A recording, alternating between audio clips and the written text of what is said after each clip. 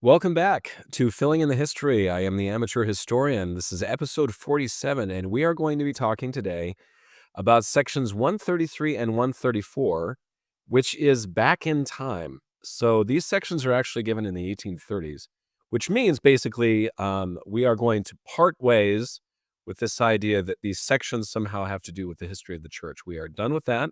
And now what we're going to do is the first part of this episode is just going to be the revelations that I've described. And the second part of it, we're just going to go right into our document series, and we're going to try to pluck out things that are of interest. Obviously, there's a lot of land sales and, deeds and stuff like that I don't think it's really interesting to listen to. So, but we'll be going through this. Now, what's interesting about the document series at this point, if you don't know, is that if you were to look at this, you'll notice that it's like March through July of 1843. So there's parts in these books, and each part now is 1 month. We have enough documents to fill up that time.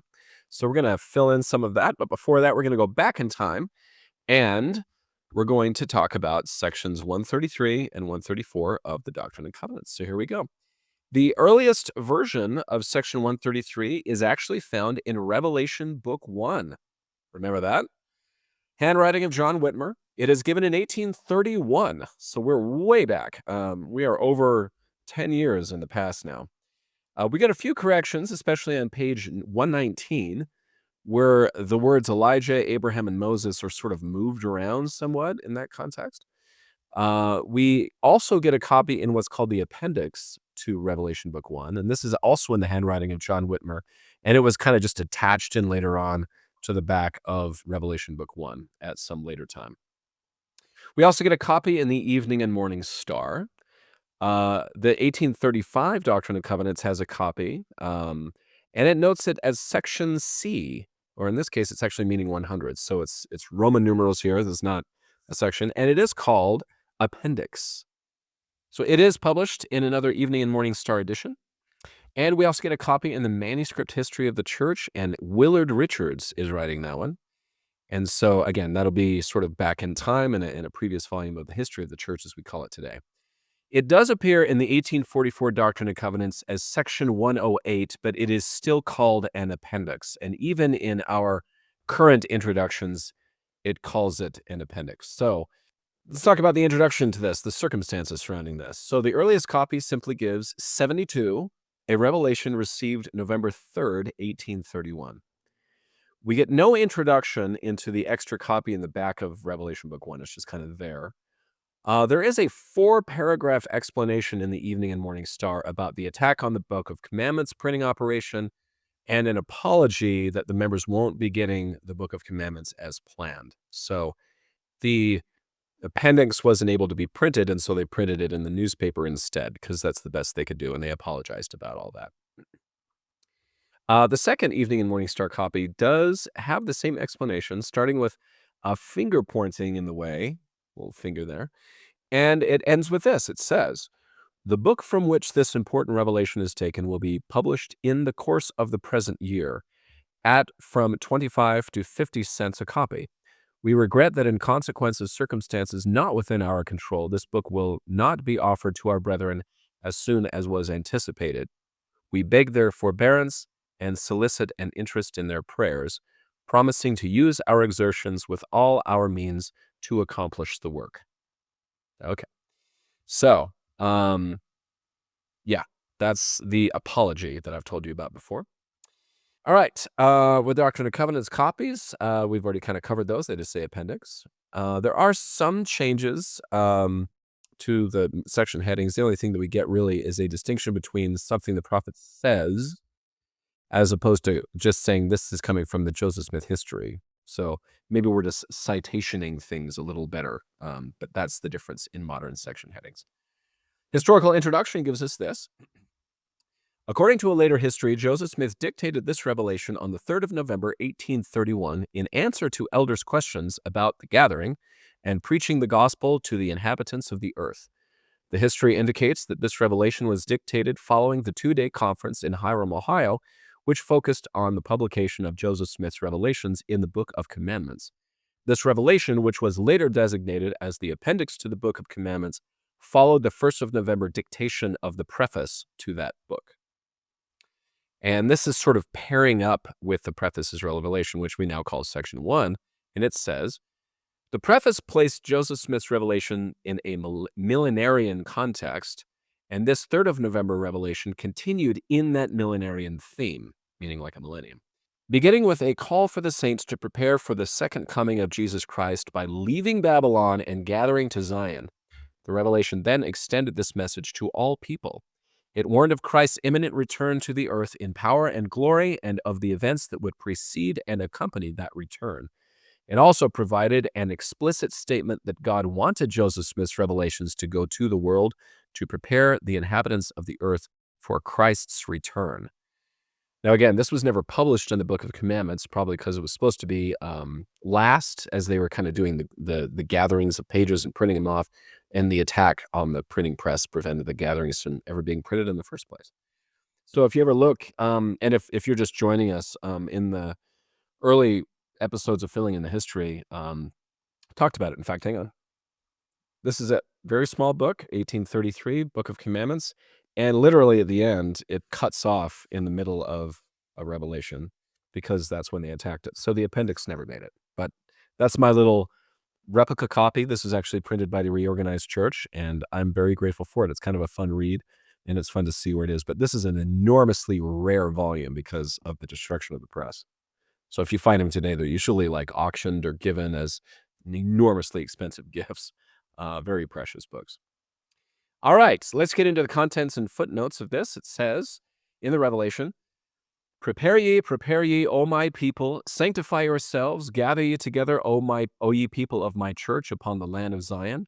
All you that have not been commanded to tarry, go ye out from Babylon, be ye clean that bear the vessels of the Lord. Call your solemn assemblies, and speak often one to another, and let every man call upon the name of the Lord.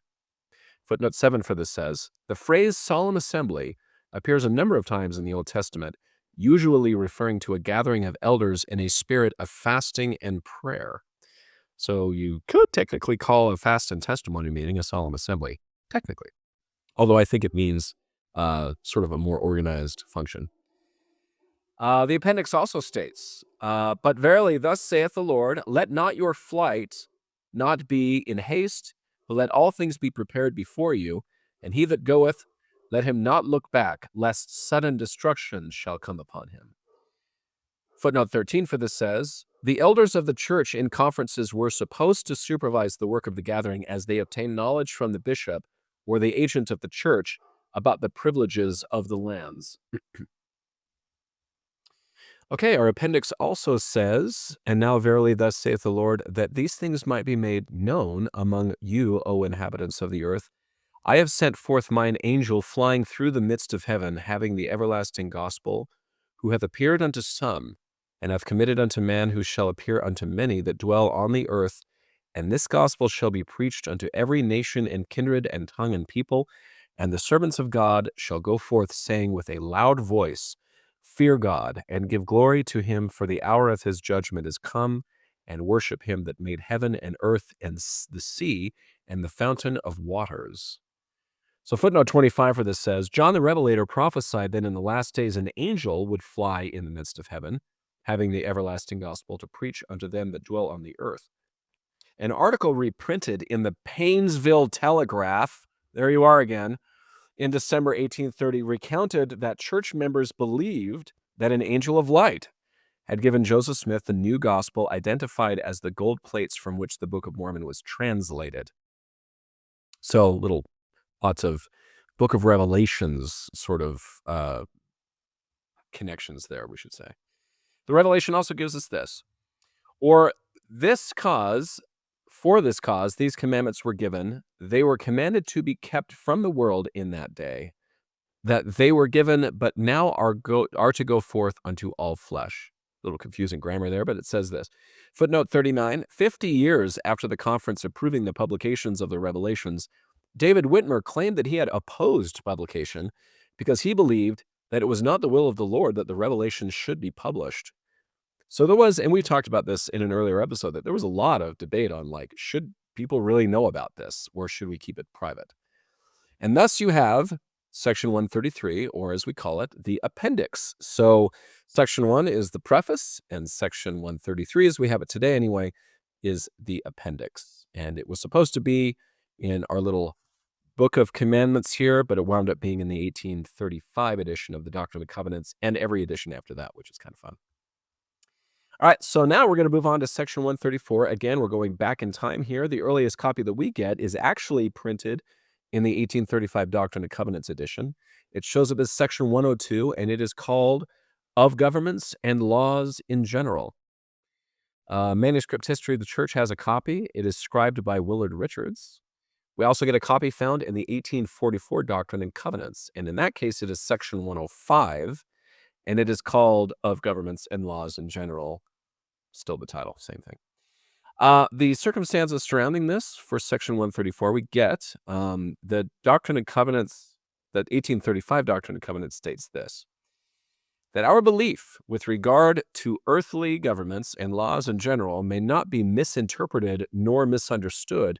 We have thought proper to present at the close of this volume our opinion concerning the same.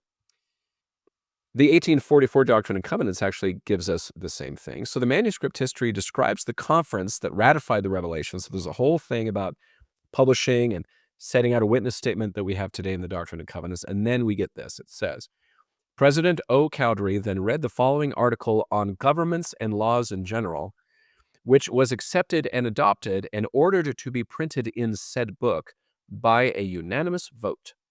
So that's how we get it. Modern section headings, everything is actually the same, but there's one sentence that's different. So we get the whole introduction, when and where it was given, and then we remove the reference to History of the Church, Volume 2 in 2013. But this is what we get. In 1981, it says, the occasion was a meeting of church leaders brought together to consider the proposed content of the first edition of the Doctrine and Covenants. And the 2013 edition changes that. It says, many saints gathered together to consider the proposed contents of the first edition of the Doctrine and Covenants.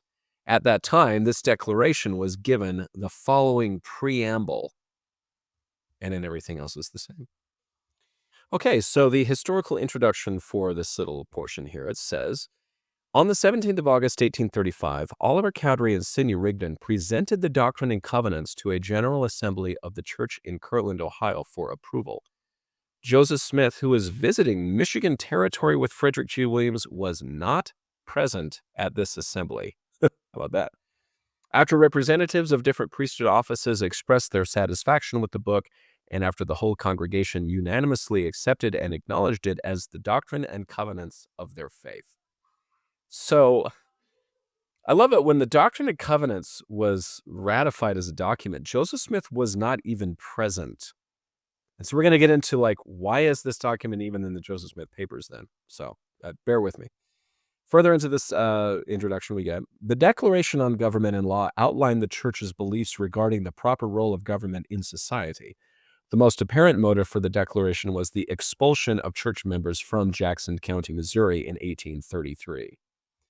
The declaration may have also served to quell general complaints about the church's recent political discourse. The Painesville Telegraph, for example, criticized the church's newspaper, complaining that the church was seeking political influence. However, by publicly declaring the church's belief in constitutionally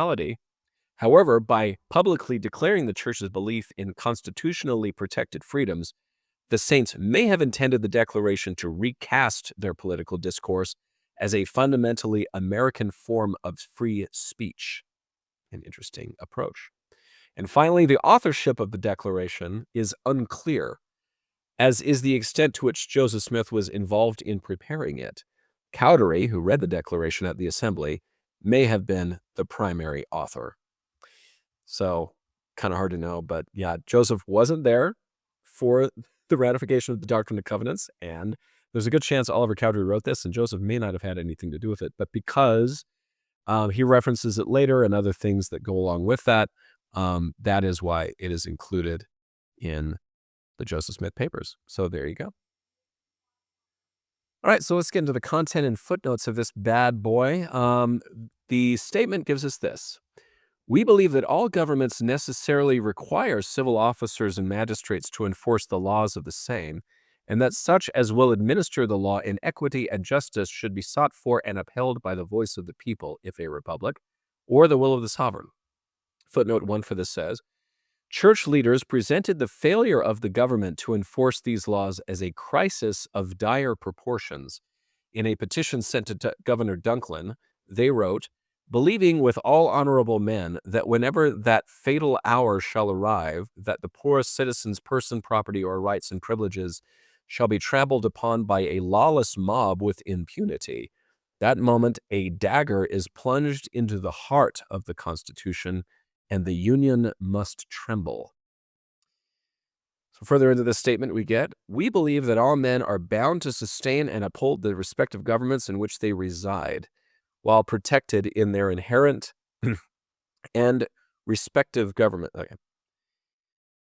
We believe that all men are bound to sustain and uphold the respective governments in which they reside, while protected in their inherent and unalienable rights by the laws of such governments, and that sedition and rebellion are unbecoming every citizen thus protected and should be punished accordingly, and that all governments have a right to enact such laws as in their own judgments are best calculated to secure the public interest, at the same time, however, upholding sacred the freedom of conscience. And some people call that freedom of religion. Anyway, footnote 2. A petition church leaders sent to Governor Dunklin expressed the relationship between government's duties to ensure citizens' rights and citizens' duties to uphold the law. The petition explained that the saints had patiently endured and upheld law while waiting for the government of Missouri to fulfill its duty of protection, and stated, quote, we solicit assistance to obtain our rights, holding ourselves amenable to the laws of our country whenever we transgress them, unquote. Verse 7 says, from this, if you take it by verses, we believe that rulers, states, and governments have a right and are bound to enact laws for the protection of all citizens and the free exercise of their religious belief. But we do not believe that they have a right in justice to deprive citizens of this privilege or prescribe them in their opinions, as long as a regard and reverence is shown to the laws, and such religious opinions do not justify sedition nor conspiracy.